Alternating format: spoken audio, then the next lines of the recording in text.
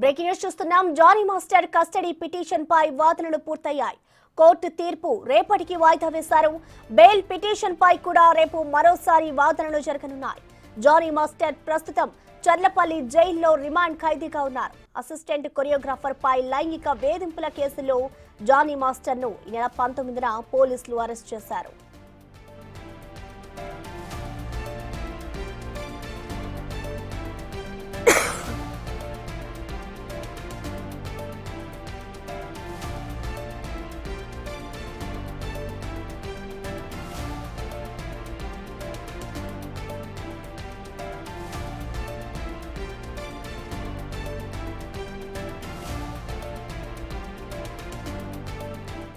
Johnny master custody petition పై వాదనలు పూర్తయ్యాయి. Court తీర్పు రేపటికి వాయిదా వేసింది.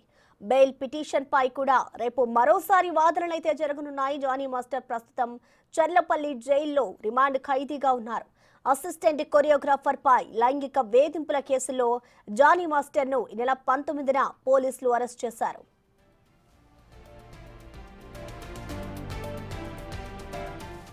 దీనికి సంబంధించిన మరింత సమాచారాన్ని మా ప్రతినిధి రానా అందిస్తారు. రానా, చెప్పండి. ఇటు జానీ మాస్టర్ కస్టడీ పిటిషన్ పై అయితే వాదనలు పూర్తయ్యాయి. దీనికి సంబంధించి తీర్పును కూడా కోర్టు రేపటికి వాయిదా వేసింది. అసలు ఈ రోజు వాదనలు ఎలా జరిగాయి రానా?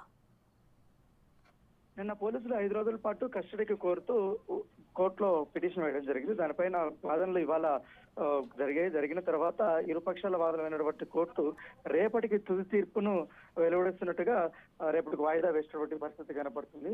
దానితో పాటు ఇప్పటికే బెయిల్ పిటిషన్ కూడా రేపు కోర్టులో వాదనలు వినిపించబోతున్నాయి. దాంట్లో బెయిల్ పిటిషన్ విషయంలో రేపు బెయిల్ వస్తుందా లేదా కూడా ఒక సందిగ్ధం. అయితే రేపు కస్టడీకి ఎన్ని రోజుల పాటు అనుమతి ఇచ్చే అవకాశం, అదొక ఆసక్తికరమైన పరిణామం చెప్పుకోవచ్చు.